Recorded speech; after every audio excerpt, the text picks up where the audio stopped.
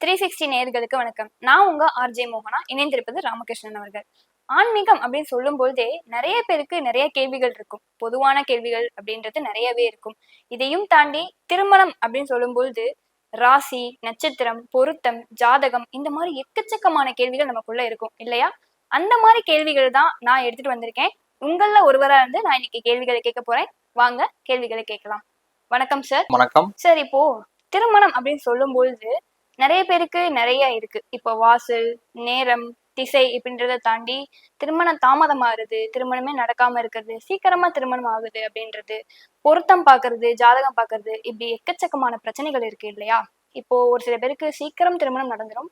ஒரு சில பேருக்கு 35 வயசு 40 வயசு ஆனாலுமே திருமணம் அப்படின்ற ஒண்ணு நடக்கவே நடக்காது. அது எதனால அப்படி இருக்கு? இல்ல அதுக்கு எதுவும் பரிகாரம் உண்டா? இல்ல அதுல எதுவும் தோஷங்கள் இருக்கா அப்படின்றத கொஞ்சம் சொல்லுங்க. திருமணம் என்பது ஒரு ஜாதகத்துல குறையக்கூடிய கிரகங்கள்னு பார்த்தோம்னா ஆண்களுக்கு பெண்களுக்கு செவ்வாயை குறிக்கிறாங்க. லக்னத்துல இருந்து 2ஆம் பாவகத்தை குடும்ப பாவம்னு சொல்றோம். அந்த குடும்ப பாவகம் திருமணத்துக்கு ஒரு முக்கியமான பாவகம். அதுக்கடுத்து 7ஆம் பாவகம் சொல்றாங்க, கலத்திர ஸ்தானம் சொல்றாங்க. அந்த கலத்திர ஸ்தானமும் முக்கியமான ஒரு ஸ்தானமா திருமணத்துக்கு முக்கியமாக கருதப்பட்டிருக்கு ஜோசிய சாஸ்திரத்துல. இந்த 2ஆம் பாவமும் 7ஆம் பாவமும் ஏதாவது ஒரு வலிமை குறைவாக இருந்தாலோ இல்லை சுக்கிரனோ செவ்வாயோ பாதிக்கப்பட்டிருந்தாலோ அவங்களுக்கு திருமணம் ரொம்ப தாமதமாகுது, சில பேருக்கு நடக்காம கூட போகுது.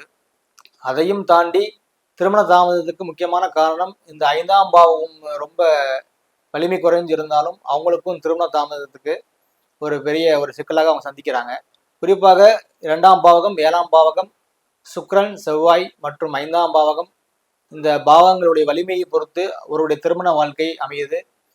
தாமதமாகிறதுக்கும் அதுவே காரணம். இந்த பரிகாரம் நீங்க கேட்கும் போது பெரும்பாலும் எல்லா பேரும் கோயில் பரிகாரங்களுக்கு போறாங்க, அதுவும் சக்சஸ் ஆக மாட்டேன்னு சொல்றாங்க. எந்த காலத்துல போக வேண்டியதும் எப்ப எப்ப எப்ப அந்த பரிகாரத்தை பண்ணணுன்றதை பொறுத்து அவங்க பலாபலன்களை அவங்க அடையிறாங்க. செவ்வாய் தோஷம் அப்படின்னு சொல்ற போது பார்த்தோம்னா இந்த வாழைமரத்தை வெட்டுறது, முருகன் கோயிலுக்கு போய் போறது, இந்த மாதிரி போறாங்க. பெரும்பாலும் செவ்வாய் தோஷம் என்பது 3 விதங்களாக நம்ம பார்க்கணுங்க. லக்னத்துக்கு பார்க்கணும், சந்திரனுக்கு பார்க்கணும், சுக்கிரனுக்கு பார்க்கணும். இந்த 3 ஸ்தானங்களிலிருந்தும் பார்க்கணும். உதாரணத்துக்கு லக்னத்திலிருந்து 2, 4, 7, 8, 12ஆம் பாவங்கள்ல செவ்வாய் தோஷம்னு நம்ம சாஸ்திரங்களை சொல்றாங்க. அதே மாதிரி சந்திரன்ல இருந்து 2, 4, 7, 8, 12 பார்க்குறாங்க. சுக்கிரன்ல இருந்து 2, 4, 7, 8, 12 பார்க்குறாங்க. இப்படி 3 விதமாக பார்க்கும்போது எல்லாருடைய ஜாதகத்திலும் செவ்வாய் தோஷம்ன்றது இயல்பாகவே வந்துடும். இப்போ செவ்வாய் தோஷம் மட்டும் ஒருவருக்கு திருமண தடைக்கு காரணம் கிடையாது. 3 விதமா பார்க்கும்போது எல்லாத்துக்கும் தோஷம் வந்துடும் உங்க ஜாதகத்துல. அப்ப இதுல எந்த இடத்துல அவங்களுக்கு எந்த லக்னத்துல இருந்து வருதா, சுக்கிரன்ல இருந்து வருதா, இல்ல சந்திரன்ல இருந்து வருதான்னு பார்க்கணும். லக்னம் மட்டுமே போறோம்னு சொல்ல முடியாது. ஏன்னா திருமணத்துக்கு உண்டான கிரகங்கள் சுக்கிரன், அப்புறம் சந்திரன் என்பது மனசை குறியக்கூடியது. இந்த 3 இடங்களையும் உறுதி செய்துதான் செவ்வாய் தோஷம் இருக்கான்னு நம்ம ஒரு முடிவுக்கு வர வேண்டும். செவ்வாய் தோஷம் இருக்கிறவங்களுக்கு செவ்வாய் தோஷமே தான் முடிக்கணுமா அப்படின்ற ஒரு கேள்வி வருது. பெரும்பாலும் செவ்வாய் தோஷம் இருக்கிறவங்களுக்கு செவ்வாய் தோஷம் இருக்கிற ஜாதகமாக தான் அவங்களுக்கு அமையும். நீங்க இல்லாமலாம் முடிக்க முடியாது, அப்படி ஒரு திருமணம் நடக்கவும் முடியாது. அதே மாதிரி எனக்கு இருக்கு அவருக்கு இல்லை முடிச்சிட்டோம் இப்ப சண்டை போடுறோம், அப்ப அதையும் ஏத்துக்க முடியாது. ஏன்னா உங்க ஜாதகத்துக்கு ஏற்ற மாதிரி அந்த ஒரு ஜாதகம் உங்களுக்கு சேர்க்கும். அந்த இணையோடைய ஜாதகம் உங்களோட ஜாதகம் ஒரே மாதிரிதான் இருக்கும். ஸோ செவ்வாய் தோஷத்துக்குன்னா பரிகாரம் என்பது லக்னத்துல இருந்து பார்க்கணும், சந்திரன்ல இருந்து பார்க்கணும், சுக்கிரன்ல இருந்து பார்க்கணும். இந்த 3 வழிமுறைகளை பார்க்கும்போது தோஷங்கள்ன்றது கன்ஃபார்ம் ஆச்சு அப்படின்னா கண்டிப்பான முறையில் அவங்க மாதம் ஒரு முறை பழனி மல்லிகைக்கு சென்று வழிபட வேண்டும். குறிப்பாக புதன்கிழமை காலையில போகணும். அன்னைக்கு பூரா மௌன விரதம் இருந்து முருகனை வழிபட வேண்டும். இப்ப முருகன் கோயிலுக்கு போனா அபிஷேகம் பண்ணா மட்டும் பத்தாது. அந்த செவ்வாயோட காரகத்துவத்துக்கு அன்றைய பூரா மௌன விரதம் இருந்து பழனி மல்லிகை முருகனை வழிபடும் போது தொடர்ந்து ஒரு 7 வாரம் பண்ணும்போது அவங்களுக்கு மிகப்பெரிய மாற்றத்தை கொடுக்குது. அதுக்கப்புறம் செவ்வாய்க்கிழமை அன்னைக்கு முருகனுக்கு பார்த்து கீழே இறங்குறாங்க. கீழே உள்ளவங்களுக்கு ஒரு 7 நபர்களுக்கு முதியோர்களுக்கு அன்னதானம் வழங்க வேண்டும். ஏன்னா செவ்வாயுடைய அந்த அம்சம் மங்கள காரியங்களை தடைபடக்கூடியதுனால அந்த உணவோட நம்ம அந்த விரதத்தை முடிக்கணும். 4 பேர்த்துக்கு 7 பேர்த்துக்கும் சாப்பாடு வாங்கி கொடுத்துட்டு அந்த விரதத்தை முடிக்கும் போது 7 வாரங்கள் அவங்களுக்கு திருமணம் கைகூடும். இதுதான் செவ்வாய் தோஷத்துக்கு மிக எளிய பரிகாரம். இந்த வாழைக்கன்று வெட்டுறதுன்றது அது அந்த விருஷ சாபத்தை கொடுக்குன்றதுனால எல்லாரும் அதை பண்ணக்கூடாதுங்க.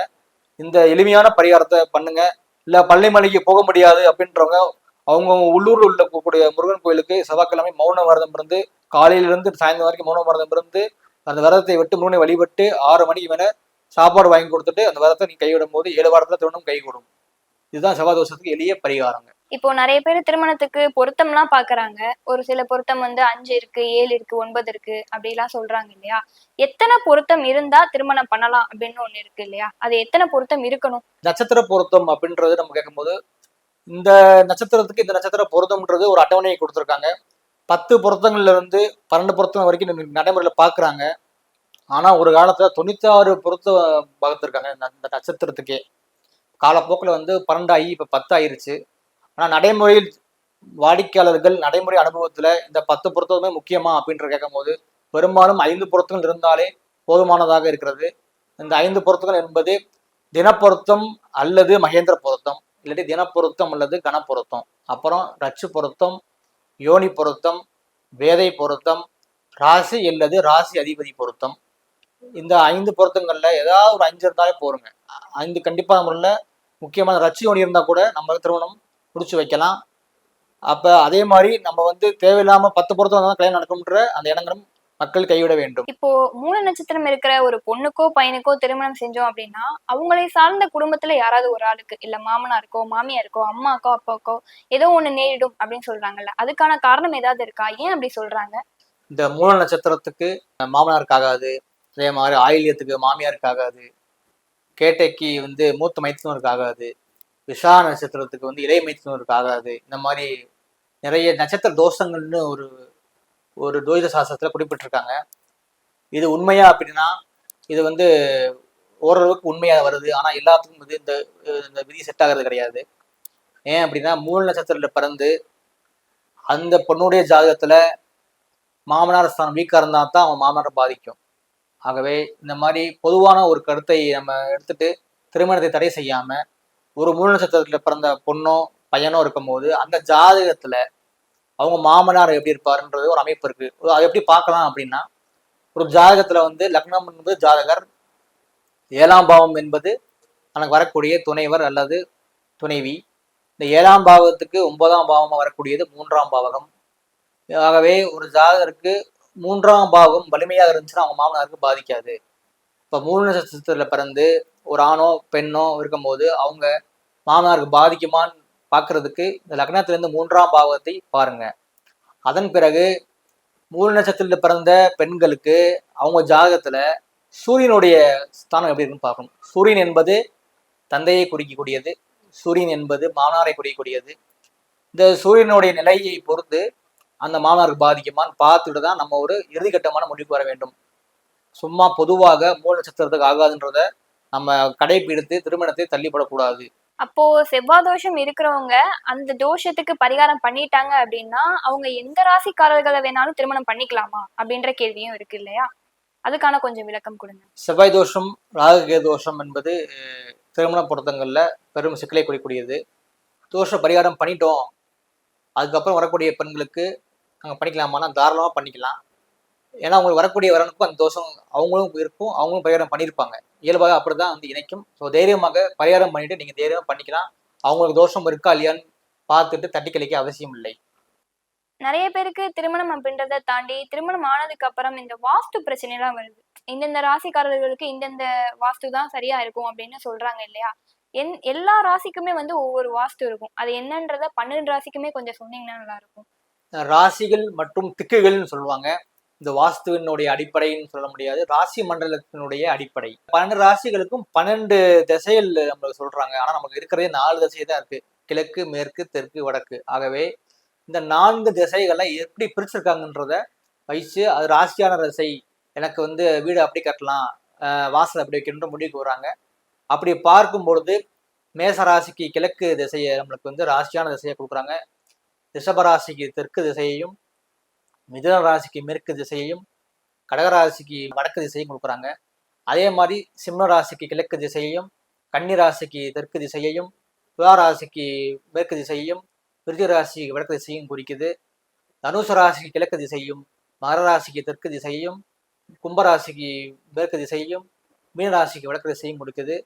இந்த கிழக்கு தெற்கு மேற்கு வடக்கு அப்படியே மேச ராசியிலிருந்து மீனராசி வரைக்கும் மாறி மாறி மாறி மாறி வருங்க. இந்த ராசியில் இருக்கிறவங்க அந்த ராசிகள் பக்கத்துல அதிகமாக பயன்படுத்துவாங்க. அதுக்கு ஏற்ற மாதிரி அவங்களுடைய அதிர்ஷ்டமான திக்குகளை அவங்க தேர்ந்தெடுத்து கொள்ளலாம். இப்போ ஒரு மீனராசியா இருக்கட்டும் இல்ல கும்பராசியா இருக்கட்டும், ஒவ்வொரு ராசிக்கும் ஒவ்வொரு செல்லப்பிராணி வளர்க்கலாம் அப்படின்னு ஒன்று சொல்லுவாங்க. இப்ப மீன ராசிக்கு வளர்க்கலாம் அப்படின்னு சொல்லுவாங்க, கும்பராசிக்கு வளர்க்க கூடாதுன்னு சொல்லுவாங்க. ஆனாலும் செல்லப்பிராணிகள்லாம் வளர்ப்பாங்க இல்லையா? அது செல்லப்பிராணி வளர்க்கறது எந்தெந்த ராசிகள் வளர்க்கலாம், ஏன் அதை வந்து வளர்க்க கூடாதுன்னு சொல்றாங்க? அதுக்கு எதுவும் காரணம் இருக்கா, இல்ல அப்படி வளர்த்தா அதுக்கு எதுவும் பரிகாரம் இருக்கா? செல்லப்பிராணிகளுக்கும் ராசிகளுக்கும் தொடர்பு இருக்கிறத விட யார் யார் செல்லப்பிராணிகளோட அதிக வாசப்பட்டு வளர்ப்பாங்கன்னு பார்க்கும்போது பெரும்பாலும் அவங்களுக்கு கடகராசிக்காரங்க, ரிஷபராசிக்காரங்க, மகர ராசிக்காரங்க, விருச்சிக ராசிக்காரங்க இந்த செல்ல பிராணிகளை, வீட்டு பிராணிகளை, ஆடு மாடு, பூனைகள், நாய்கள் இதெல்லாம் அதிகம் வளர்ப்பாங்க. அப்புறம் வந்து ஒரு ஜாதகத்துல குருவோட கேது சேர்ந்திருக்கும் போது, சனியோட கேது சேர்ந்திருக்கும் போது அவங்க வீட்டில் எப்பயுமே ஒரு பிராணிகள் வளர்க்கக்கூடிய அமைப்பு இருக்கு. செவ்வாய் ராகு கேதுவோட சேர்ந்திருக்கிறவங்களுக்கும் பிராணிகள் வளர்க்குறாங்க. அப்ப இந்த பிராணிகள் வளர்ப்புக்கும் திருமணத்துக்கும் தொடர்பு இருக்கானா? லக்னத்துக்கு 4ஆம் அதிபதி பாதிக்கப்பட்ட ஒரு ஜாதகர் இந்த மாதிரி பிராணிகள் வளர்க்கும் போது அவருடைய கவனங்கள் சுகஸ்தானம் பூராமே அந்த பிராணிகளை ஒட்டி இருக்கிறதுனால இவங்களுக்கு 2 பேருக்குள்ள அந்யோன்ய குறைபாடு ஏற்பட வாய்ப்பு இருக்கு. ஆகவே இந்த 2 பேர் 4ஆம் பாவத்தை பொறுத்து, அதாவது 4ஆம் பாவம் என்பது சுகஸ்தானம், அந்த கணவன் மனைவியோட 4ஆம் பாவத்தை பொறுத்து இந்த முடிவை நம்ம எடுத்துக்கலாம். சில பிராணிகள் வளர்க்கலாமா என்றால் தாராளமாக வளர்க்கலாம். ஆனா எல்லாரும் வளர்க்க முடியாதுன்ற ஜாதகத்துல இருக்கு. நான் மேல் சொன்ன அமைப்புல உள்ளவங்க தான் அதிகமா வளர்க்குறாங்க. அது 4ஆம் பாவம் வலிமையை பொறுத்து அவங்க வளர்த்துக்கலாம். இந்த ராகு கேது தோஷத்துக்கு எதனா பரிகாரம் இருந்தா சொல்லுங்க கொஞ்சம். ராகு கேது தோஷம், சர்ப்பதோஷம், நாகதோஷம் இது எல்லாமே வந்து இந்த ராகு கேதுகளை வைத்து தீர்மானிக்கிறாங்க. ராகு கேது என்பது சர்ப்ப கிரகங்களாக குறிக்கப்படுகிறது. லக்னத்திலிருந்து 2, 7, 8 லக்னத்துல ராகு கேது, அதே மாதிரி சந்திரனுக்கு ராகு கேது இந்த மாதிரி இருந்தா அது ராகுகேது தோஷம் சொல்லி திருமணத்தை தாமதப்படுத்துறாங்க. ஆகவே இந்த ராகுகேது தோஷத்துக்கு பரிகாரம் காலகஸ்தியில பண்ணிக்கிறாங்க, திருநாகேஸ்வரமே பண்ணிக்கிறாங்க. ஆனா இந்த ராகுகேது தோஷத்துக்கு திருமணத்தை தாமதம் செய்வது மட்டுமே ஒரே பரிகாரம். இப்ப திருநாகேஸ்வரம் போய் காலகஸ்திக்கு போனாலும் ஒரு தாமத திருமணத்துக்கு போகும்போது அவங்க தப்பிச்சுக்கிறாங்க. அதையும் தாண்டி ஒரு பிறப்பு ஜாதகத்தில் சுக்கரனுடைய செவ்வாயோடையோ ராகு கேது சேரும்போது அவங்க திருமண வாழ்க்கையை பாதிக்கப்படுது. அவங்களும் கொஞ்சம் தாமதமாக பண்ணணும். திருநாகேஸ்வரம் காலகஸ்திக்கு போகும்போது ஓரளவுக்கு மாற்றத்தை கண்கூடா பாக்குறாங்க. அந்த பரிகாரமே போருங்க. அதே மாதிரி இந்த ராகு என்பது தந்தை வழி மூதாதையர், கேது என்பது தாய் வழி மூதாதையர். தந்தை வழி மூதாதையர், தாய் வழி மூதாதையருக்கு அந்த அவங்க வழிபட்ட ஸ்தலங்கள்ல போய் வழிபட வேண்டும். அப்ப அப்பா அம்மாவுடைய அப்பா அம்மா அவங்க வழிபட்ட ஸ்தலங்களுக்கு போய் அவங்க வாழ்ந்த ஊர்களுக்கு உள்ள கோயிலுக்கு போய் ஒரு வழிபாடு செய்யும் போது இந்த ராகு கேதுவும் சிறப்பாக விலகி அவங்க திருமணத்துக்கு கை கொடுது. ராகு என்பது முன்னோர்களை குறையக்கூடியது. ஆகவே முன்னோர்களுக்கு கடன் செய்தாலும் இந்த ராகு கேது தோஷங்கள் குறைபடுது. கேது என்பது ஞானக்காரகன், சாமியார மாதிரி போறவங்களுக்கு குடிக்கிறது. ஆகவே துறவு வாழ்க்கை வாரவங்களுக்கு, கோயில் வாசல்ல உள்ள பிச்சை எடுக்கிற யாசகம் கேட்டவங்களுக்கு உதவி பண்ணுங்க. மனநலம் குன்றியவர்களுக்கு உதவி செய்யும் போது இந்த கேது தோஷம் குறையுது.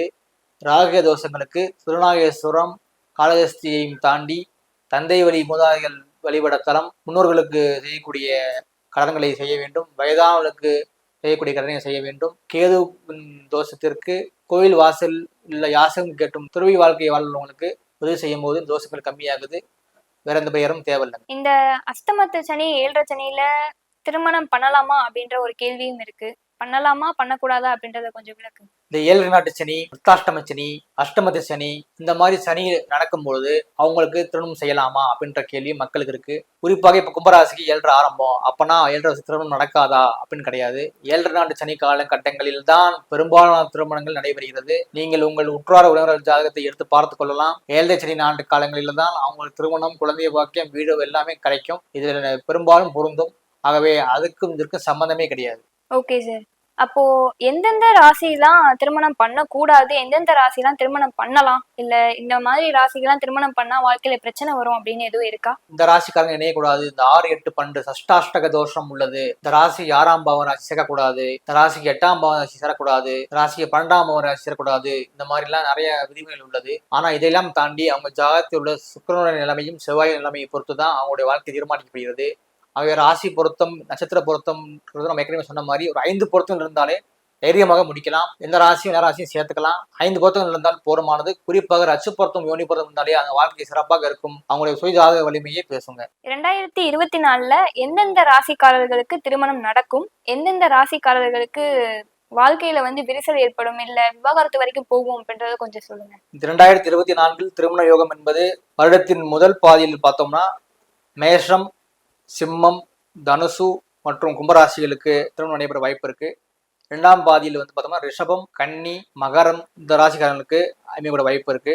மித ராசிக்கும் முதல் பாதியில் நடைபெற வாய்ப்பு இருக்கு. இப்ப கோச்சாரமாக பார்க்கும்போது மீன ராசிக்கும் கன்னி ராசிக்கும் ராகு கேது ஆதிக்கம் அதிகமாக உள்ளதால் இந்த இரண்டு ராசிகளுக்கும் திருமண வாழ்க்கையில் நடைபெற வாய்ப்பு இருந்தாலும் கொஞ்சம் நிதானமாக ஒரு 1.5 வருஷத்துக்கு சண்டை சச்சரவு ஏற்பட வாய்ப்பு இருந்தாலும் கொஞ்சம் கவனமாக இருக்கணும். இப்ப திருமணம் நடக்கணும் அப்படின்னா ஒவ்வொரு ராசிக்காரர்களுக்கும் ஒவ்வொரு தெய்வம் இருக்கும் இல்லையா? ஒவ்வொரு ராசிக்காரர்களும் இந்தந்த தெய்வத்தை கும்பிட்டா திருமணம் வந்து நடக்கும் அப்படின்னு சொல்லுவாங்க. எந்தெந்த ராசிக்காரர்கள், அதாவது மேஷம் முதல் மீனம் வரைக்கும் எந்தெந்த ராசி இருக்கிற எல்லா ராசிக்காரர்களும் எந்தெந்த தெய்வத்தை வழிபட்டா திருமணம் நடக்கும் அப்படின்றதே கொஞ்சம் சொல்லுங்க. திருமண வயது என்பது ஜாதகத்தின்படி நடந்தாலும் பொதுவாக இந்த ராசிக்கு இந்த கோயில்னு ஒரு அமைப்பு இருக்கு. அந்த கோயிலுக்கு வழிபடக்கூடிய வழிமுறைகளை அறிந்து எப்ப வழிபடும்ன்றத தெரிஞ்சுக்கிட்டு போயின்னா வெற்றி அடையலாம். உதாரணத்துக்கு மேசராசிக்கு ஏற்படக்கூடிய கோயில் வந்து பார்த்தோம்னா திருச்சி ஸ்ரீரங்கநாதர், ரிஷபராசிக்கு பார்த்தோம்னா சமயபுரத்து மாரியம்மன், மிதன ராசிக்கு பார்த்தோம்னா மலைமேல் உள்ள ஒரு சிவன் கோயில், கடகராசிக்கு பார்த்தோம்னா கிராம தேவதைகள் வழிபாடு, கருப்பசாமி வழிபாடு, சிம்ம ராசியை பார்த்தோம்னா சமீபத்தில் கும்பாபிஷேகம் நடைபெற்ற கோயிலுக்கு சென்று வர வேண்டும். கன்னிராசிக்கு பார்த்தோம்னா நீர்நிலையில் உள்ள ஒரு சிவன் கோயிலும் முருகன் கோயிலுக்கோ போகலாம். துலா ராசிக்கு பழனி முருகன் கோயிலுக்கு போயிட்டு வரலாம். விருச்சிக ராசிக்கு மகாலட்சுமி வழிபாடு திருப்பதிக்கு போயிட்டு வரலாம். தனுசு ராசி அன்பர்களுக்கு பார்த்தோம்னா இரண்டு தெய்வங்கள் உள்ள 2 அம்மன் கோயிலுக்கு போயிட்டு வர வேண்டும். இரட்டை தெய்வங்கள், இரட்டை விநாயகர், இரட்டை அம்மன் கோயிலுக்கு போயிட்டு வர வேண்டும். மகர ராசி அன்பர்களுக்கு திருச்செந்தூர் வழிபாடு வெற்றியை கொடுக்கும். கும்பராசி அன்பர்களுக்கு திருவண்ணாமலை வழிபாடு வெற்றி கொடுக்கும். மீனராசி அன்பர்களுக்கு சித்திரை வழிபாடு, சர்ப்பதோஷங்கள் நீக்க சங்கரன் கோயில் வழிபாடு வெற்றியை கொடுக்கும். திருமணம் சார்ந்த நிறைய விஷயங்களை எங்ககிட்ட பகிர்ந்ததுக்கு ரொம்ப நன்றி சார். இந்த மாதிரி நிறைய கேள்விகள் உங்களுக்கு இருந்தது அப்படின்னா மறக்காம கமெண்ட் செக்ஷன்ல அந்த கேள்விகள் என்ன அப்படின்றத கமெண்ட் பண்ணுங்க. அது என்ன அப்படின்றத பார்த்துட்டு அதற்கான பதிலை நாங்க உங்களுக்கு தெரியப்படுத்துவோம். நன்றி.